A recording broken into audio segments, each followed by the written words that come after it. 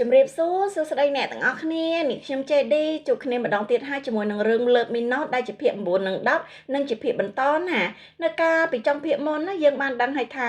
សង្អនហ្នឹងបានចាប់កជើងកូនគេដោយបង្ខំឲ្យហៅឈ្មោះរបស់ខ្លួនពេលនេះឯងជាពេលដែលជីវកហ្នឹងគាត់បាននិយាយទៅថាហេតុអីបានជាឯងមកកាន់កជើងខ្ញុំវិញអញ្ចឹងម្ល៉េះហើយសង្អនហ្នឹងគាត់ក៏យកលេសមកថាគ្មានអ្នកណាប្រាប់ឯងទេអីថាកុំឲ្យលាកជើងមកបែបហ្នឹងហ៎ជីវកគេក៏រៀងឆ្ងល់នឹងចម្លើយរបស់សឹងអ៊ុនបន្តិចដែរតែយ៉ាងណាមិញគេក៏បានដេញសឹងអ៊ុននឹងចេញដល់និយាយទៅថាអីក៏ដោយឯងចេញទៅឯងបានផឹកទឹកហើយតើដល់គេដេញភ្លាមពេកអញ្ចឹងសឹងអ៊ុននឹងនិយាយអត់តាន់ទេបានជាថាគេថាហេតុអីបានជាឯងនឹងកើចម្លេះហើយជីវកក៏បកមកថាខ្ញុំត្រូវរៀនសូនណាយើងចិត្តប្រឡងឆមីហើយម្ល៉េះហើយសឹងអ៊ុននឹងក៏តបមកថាអញ្ចឹងហេតុអីឯងមិនបង្រៀនខ្ញុំផងគឺថាគាត់និយាយទាំងដាក់ដៃហ្នឹងតែអប់ចកេះគេទោះម្ចាស់គេស្រែកឲ្យក៏គាត់អត់ឈប់ដែរឬគាត់ក៏បន្តសម្ដីមកថាចាំអ្វីដែលលោកផានិយាយបានអត់គឺជាគ្រូបង្រៀនចាំបានទេលោកប្រាប់ថាឲ្យពួកយើងសួរឯងបើសិនជាតល់គំនិតម្ល៉េះហើយជីវកគេក៏បាននិយាយទៅថាបានន័យថាឲ្យខ្ញុំមកបង្រៀនឯងឯងចុះប៉ះខ្ញុំបានហើយពេលលើគេប្រកែកអញ្ចឹងទៅសង្អនក៏តមកថាហេតុអីខ្លាចខ្ញុំធ្វើឲ្យឯកសន្តានរបស់ឯងខូចមែនទេតែថាជីវកគេក៏បកមកថាអត់ទេប៉ុន្តែខ្ញុំរសើបណាស់ដល់លើគេប្រាប់អញ្ចឹងសង្អនណាឡើងសើចបានចិត្តហ្មងបន្ទាប់មកក៏លើកដៃទៅប៉ះកកគេដល់និយាយថាម៉ែណែនៅត្រង់ណាហើយក៏បន្តទៅប៉ះតិចគេទៀតជីវកគ្នាកំប្រកែកដែរគ្នាប្រាប់ថាឲ្យឈប់ទៅប៉ុន្តែក្នុងចិត្តគេក៏បានគិតដែរថាមួយនេះអារម្មណ៍ដូចជាចម្លែកខ្លាំងណាស់នៅពេលដែលវារសាប់ខ្លាំងពេកអញ្ចឹងទៅជីវកគាត់កិច្ចរហូតដល់ទៅដួលដេកនៅលើការ៉ូនហ្នឹងហើយតែថាសឹងអនហ្នឹងគាត់នៅតែរពឹសដៃជើងអញ្ចឹងគាត់ចាក់កលេសគេគ្រប់កន្លែងរហូតទៅដល់សាច់ទ្រូងហើយកូនក៏សួរគេថាទីនេះដែរមែនតែកូនបានដឹងទេថានេះជាចំណុចប្រសើររបស់មនុស្សហើយតែពេលហ្នឹងជីវកគាត់បានតែគិតនៅក្នុងចិត្តថាអំបញ្ញមិញគេខឹងខ្លាំងណាស់តើចាឥឡូវមិនក៏គេអាចញញឹមនឹងការលេងសើចដូចជាកូនក្មេងបានបែបហ្នឹងឬគាត់ក៏ងាកទៅប្រាប់សឹងអនហ្នឹងថាឈប់លេងសើចហើយចេញទៅគាត់និយាយអញ្ចឹងទេតែបើមើលមកទឹកមុខសឹងអននេះវិញគ្នាកំពុងតែភ្ញាក់ផ្អើលហើយឡើងស្ងៀមស្ងាត់ស្ងៀមត្រឹងហ្មងរួចក៏បន្លឺសម្លេងមកថារាងកាយឯងឆាប់ស្រាប់ស្រាលណាស់តែនិយាយអញ្ចឹងអត់មើលទឹកមុខកូនប្រសាទេគ្នាឡើងអៀនអ្នកថាហ្នឹងក៏អញ្ចឹងដែរឡើងទល់ខោហើយនោះបន្ទាប់មកជីវកក៏ព្រោះស្មារតីដល់និយាយទៅថាឯងកំពុងធ្វើស្អីហ្នឹងឆាប់ចេញពីខ្ញុំទៅគឺថាកូនប្រុសខ្ញុំមកបើកផ្នែកឡើងធំមកហៅគេតាមបងប្រុសប៉ុន្តែជីវកក៏បានតបទៅថាឈប់លេងសើចទៅកូនក៏បានគិតនៅក្នុងចិត្តដែរគាត់គិតថាខ្ញុំស្មានថាគេលេងសើចអីតាប៉ុន្តែផ្នែករបស់គេពិតជាគួរឲ្យខ្លាចណាស់ម្ល៉េះហើយក៏បាននិយាយទៅកាន់គេថាសុំឈប់ទៅសឹងអនពេលដែលឮគេហៅឈ្មោះរបស់ខ្លួនអញ្ចឹងតែគាត់ភ្ញាក់ស្មារតីឡើងមកវិញដោយស្ទុះក្រោមអង្គុយឬគាត់ក៏ប្រាប់តែគេថាខ្ញុំត្រូវទៅវិញហើយតែនៅពេលដែលមុននឹងគាត់ចេញគាត់ក៏បានបញ្ជាក់មកដែរថាស្អែកខ្ញុំនឹងមកទទួលឯងជីវកគ្នាឡើងឆ្ងល់ព្រោះអត់ដឹងមូលហេតុអីក៏សួរគេទៅថាហេតុអីតែគេបានឆ្លើយតបមកគាត់ទេដោយមិនសល់ត្រឹមតែពាក្យថាគេលក់សបិនល្អតែប៉ុណ្ណោះមុននឹងគេចាក់ចេញជីវកឡើងទុនចកងស្រាប់បន្ទាប់ពីបាននៅម្នាក់ឯងចឹងឬគាត់ក៏លើកដៃទៅស្ទាបផ្នែកខាងក្រៅរបស់គាត់ហើយដល់និយាយថាវាឈឺហើយមិនបានជាគេកម្លាំងខ្លាំងម៉េះគេមិនចាំបាច់លេងសើចបែបហ្នឹងសោះគ្រាន់តែជាការលេងសើចមែនទេ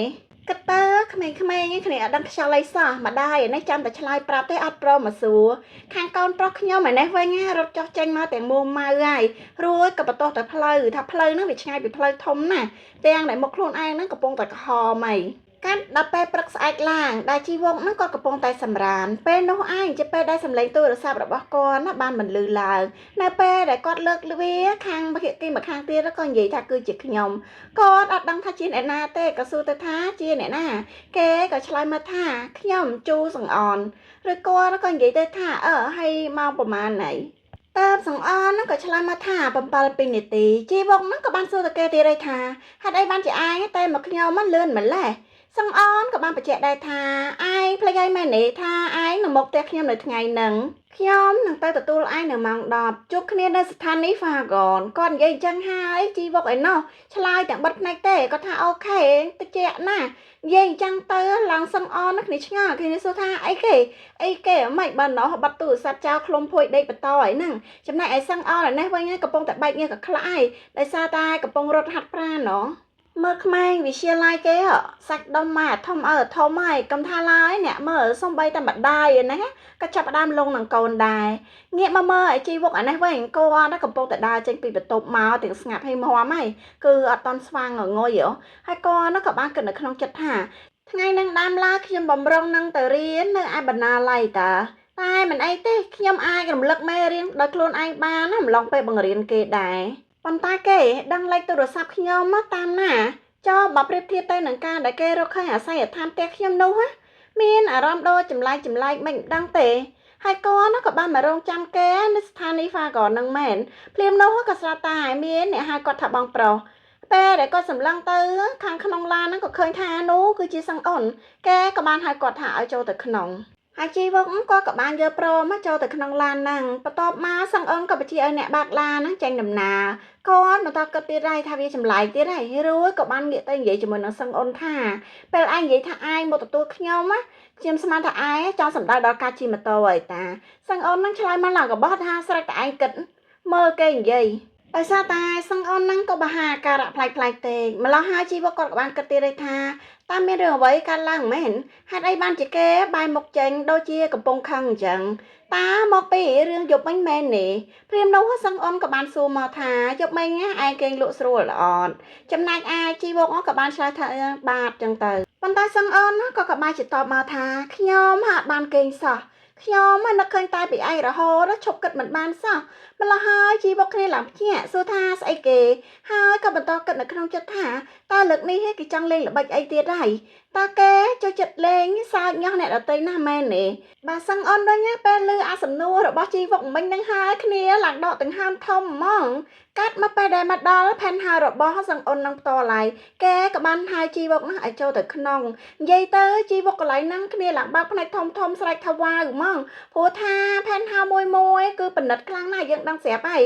ជីវុកក៏បន្តគិតនៅក្នុងចិត្តទៀតហើយថាអាផាតមិនរបស់គេក្លិនក្រអូបឈ្ងុយណាស់អ្វីទាំងអស់គឺកក់ក្ដៅទាំងកម្រាលអិតនិងទាំងបរិយាកាសបងអួយក៏ធំណាស់ដែរពីដានណាឡើងខ្ពស់ស្រឡះมันគួរឲ្យជឿសោះថាមានកន្លែងស្អាតបែបនេះពិតមែនភ្លាមនោះសឹងអណាក៏បានស្រែកសួរទៅជីវុកថាហេតុអីបានជាឯងនៅឈរថ្មឹងត្រង់ហ្នឹងម្ល៉េះហើយជីវុកក៏បានសួរទៅគេថាវាជាអាផាតមិនប៉ុន្តែឯងមានជាន់ទី2ដែរម្ល៉េះហើយសឹងអនក៏បានបញ្ជាក់ទៅថា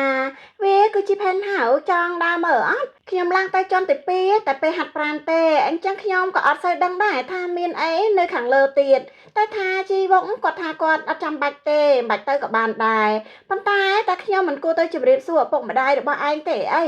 តើសង្អនក៏បកមកថាមិនបាច់ទេខ្ញុំរស់នៅម្នាក់ឯងជីវុកអាណាលឺហើយឡើងភ្ញាក់ក៏សួរទៅគេថាតើឯងរស់នៅកន្លែងធំបែបនេះតែម្នាក់ឯងហ្នឹងរួចគេក៏ប្រាប់ទៅថាឪពុកម្ដាយរបស់ខ្ញុំរស់នៅឆ្ងាយពីសាលាណាតើជីវុកហ្នឹងគាត់ក៏បានអង្គុយចោលរួមទាំងគិតផងថាផ្ទះគ្រួសាររបស់គេខ្ញុំធ្លាប់ឃើញព័ត៌មានជារឿយដែរខំផ្លាយពីគ្រួសារអ្នកមានដតីទៀតពួកគាត់រស់នៅឆ្ងាយពីទីក្រុងក្នុងភូមិគ្រឹះរចនាបថបច្ចាំប្រទេសដ៏ធំស្កឹមស្កាយអាម៉ូតវិឡារបស់អឺរ៉ុបអ្វីទាំងអស់សុទ្ធតែថ្មីស្រឡាងសម្រាប់ខ្ញុំពិភពលោករបស់គេពិតជាខុសគ្នាស្រឡះអំពីខ្ញុំពិតមែនពេលនោះសឹងអនក៏បានសួរមកថាឯងបានញ៉ាំអីពេលព្រឹកហើយនៅបើមិនតន់ញ៉ាំទេភ្លាមនោះជីវក៏កាត់សម្ដីមកឲ្យថាអត់អីទេមិនអីទេខ្ញុំអត់ឃ្លានទេអញ្ចឹងយើងចាប់ផ្ដើមរៀនទៅសឹងអនទឹកមុខឡើងមើលតែក៏ប្រាប់ទៅថាបើឯងថាអញ្ចឹងក៏បានម្ល៉េះហើយជីវក៏បានលើកសំណួរមកថាតាបន្ទុកលទ្ធផលសិក្សារបស់ឯងយ៉ាងម៉េចឯងមានមុខវិជ្ជាណាដែលឯងខ្សោយអត់សឹងអនគេបានតបមកថាខ្ញុំចេះមធ្យមគ្រប់មុខវិជ្ជាទាំងអស់ហ្នឹងមុខវិជ្ជាណាក៏ខ្ញុំរៀនកើតដែរម្ល៉េះហើយជីវងគេក៏ប្រាប់ទៅថាល្អហើយអញ្ចឹងតាឯងចង់ចាប់ផ្ដើមពីត្រង់ណាសឹងអនក៏តបទៅថាមុខវិជ្ជាណាក៏បានដែរឲ្យតែឯងចង់រៀនតើជីវងហ្នឹងគេក៏ថាអញ្ចឹងតាយើងចាប់ផ្ដើមមុខវិជ្ជាកសំខាន់ណាមុនទៅដំបងមុខវិជ្ជានិពន្ធនិងអក្សរសាស្ត្រធ្វើលំហាត់ទាំងអស់នេះទៅហើយលំហាត់ណាដែលឯងមិនចេះຕົកទំនេរចាសិនទៅស្រាប់ពេលនោះសឹងអនក៏បានហៅគាត់ថាបងប្រុសប៉ុន្តែថាជីវកអត់បានខ្វល់ទេនៅតែបន្តនិយាយថាចន្លោះពេលហ្នឹងខ្ញុំនឹងរៀនមេរៀនខ្លួនឯងដែរ ព្រាមនោះសង្អនក៏បានកវិហាបិចដែលនៅក្នុងដៃរបស់គាត់នឹងឆាត់នឹងត្រូវមុខរបស់មានជីវកទៅហើយឬគាត់ក៏និយាយទៅថាមានជីវកមើលមកខ្ញុំហេតុអីបានជាអាយធ្វើរកពេលត្រជាក់ស្រេបរក្សាកម្លៀតម្លេះម្ល៉េះហើយជីវកក៏តបទៅថាខ្ញុំមិនបានធ្វើរកពេលត្រជាក់ស្រេបរក្សាកម្លៀតឯណាតើសង្អននឹងឡើងឆេវមកគេថាទេអាយនិយាយខុសហើយម្សិលមិញអាយក៏ធ្វើរកពេលបែបនឹងដែរនិយាយការពិតមកថាហេតុអីម្ល៉េះហើយជីវកក៏បានប្រាប់ទៅថាកុំខឹងអីណាហើយកុំសើចចំអកឲ្យខ្ញុំអីផ្ទះរបស់អាយគឺធំខ្លាំងណាស់រហូតដល់វាធ្វើឲ្យខ្ញុំមានអារម្មណ៍ថាភ័យតែបើមើលមកក្នុងចិត្តរបស់គាត់វិញបែរជាគិតឲ្យថាហើយរំលឹកខ្ញុំឲ្យឃើញថាពួកយើងខុសគ្នាកម្រិតណាពេលនោះសឹងអូនគ្នាឡើងភ្ញាក់គ្នាស្រែកថាអីគេម្ល៉េះហើយជីវកក៏តបទៅថាសប្បាយចិត្តនៅឥឡូវខ្ញុំត្រូវផ្ដោតអារម្មណ៍រៀនហើយអញ្ចឹងទុកឲ្យខ្ញុំស្ងៀមតែម្នាក់ឯងទៅក្រោយប្រាប់គេអញ្ចឹងរួចជីវកក៏បន្តគិតនៅក្នុងចិត្តទៀតហើយថាគួរឲ្យខ្មាស់គេណាខ្ញុំមិនគួរឆ្លើយនឹងគេសោះតាមស្គាល់ចរិតរបស់សឹងអូនខ្ញុំភ្នាល់ថាគេនឹងព្រាមនោះស្រាប់តែងាកមកមើលសឹងអូនយើងឯនេះវិញគ្នាឡើងសើចឡើងខ្លាំងហ្មង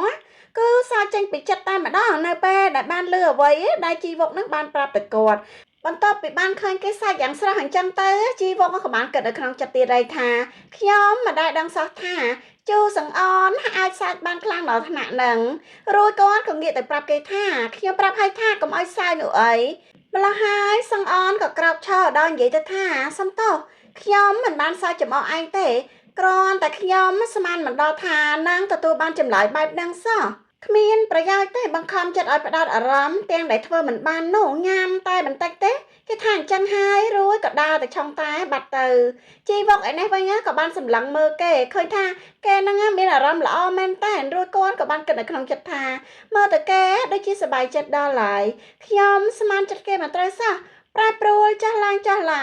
ព្រាមនោះតែដែលសឹងអនឆុងក៏បានមកដល់ហើយគាត់ក៏បានហុចទៅឲ្យជីវកដល់និយាយផងថាប្រយ័ត្នក្តៅហើយជីវកទទួលហើយក៏អរគុណគេក្រោយពីគាត់ញ៉ាំបានបន្តិចគាត់ក៏សួរទៅសឹងអូននឹងថាតើឯងធ្វើការបោសសម្អាតនិងធ្វើម្ហូបដោយខ្លួនឯងមែនទេសឹងអូនក៏តបមកថាខ្ញុំមានមនុស្សធ្វើការងារហ្នឹងប៉ុន្តែខ្ញុំក៏ជួនកាលធ្វើម្ហូបដោយខ្លួនឯងដែរហ្នឹងទើបជីវកហ្នឹងគាត់ក៏សរសើរថាអូល្អតើពេលនោះសឹងអូនក៏ប្រាប់ឲ្យជីវកបន្តទៀតជីវកអត់ដឹងថាគេមានន័យអីទេទើបសួរថាអីគេទៅហើយគេក៏ប្រាប់មកគាត់វិញថា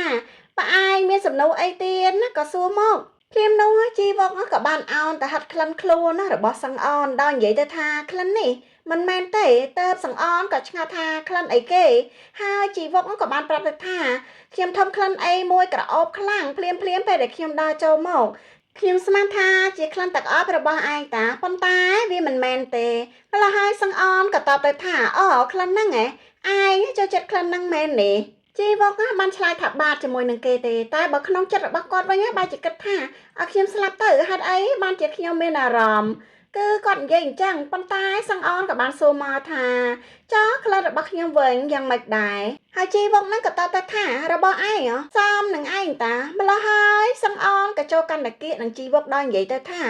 ឯងក៏ធំក្លិនក្រអូបដែរដូចជាក្លិនសាប៊ូម្ល៉េះហើយជីវកហ្នឹងក៏ជ្រិញគេណាក៏ថាជ្រិញណាចេញឲ្យឆ្ងាយពីខ្ញុំទៅសឹងអូនកូនខ្ញុំរឹងក្បាលណាឆ្លើយថាអត់ចង់ម្ល៉េះហើយជីវកហ្នឹងក៏ខឹងរួចក៏ស្រែកទៅថាតើហេតុអីបានជាឯងចង់មករំលោភបំពានលើដែនកំណត់របស់ខ្ញុំអញ្ចឹងម្ល៉េះហើយសឹងអូនក៏បកមកថាខ្ញុំជាកូនពៅអញ្ចឹងហើយខ្ញុំធ្លាប់តែធ្វើអីដែលខ្ញុំចង់ធ្វើឡើងជីវកហ្នឹងគ្នាក៏ភ្ញាក់ហ្មងតែក៏បកមកនិយាយវិញទាំងស្នាមញញឹមស្រស់ហ្មងគាត់ថាយ៉ាហោចណាស់ក៏ឯងមិនខឹងដែរមើលទៅទឹកមុខសឹងអនក៏ដឹងថាគ្នាភ្ញាក់ផ្អើលនឹងសម្រស់ពេលនេះរបស់ជីវកបណ្ណាដែររួចគ្នាក៏បានហៅថាបងពេលដែលសឹងអនលោបបោមកទៅដល់ចិត្តអញ្ចឹងជីវកឡើងគិតថាហេតុអីបានជាមុខរបស់គេគៀកនឹងខ្ញុំម្លេះមានណាកូនខ្ញុំហ្នឹងគឺគេចាប់ថាប់គ្រប់យកតែម្ដងហើយអាចិត្តមនុស្សកំពុងតែរភើបហាមមិនឲ្យថែមមិនបានណោះអញ្ចឹងហើយឲ្យថែមបន្តិចទៅហើយរឿងលើពីណោះដែលជាភាគ9 10របស់យើងក៏បានស្លេះទៅត្រឹមនេះហើយអ្នកទាំងអស់គ្នាកុំភ្លេចជួយ Subscribe ឲ្យ Admin ណាដើម្បីជាការលើកទឹកចិត្តណាអរគុណច្រើនជម្រាបលាបាយបាយចាំជួបគ្នានៅវីដេអូក្រោយ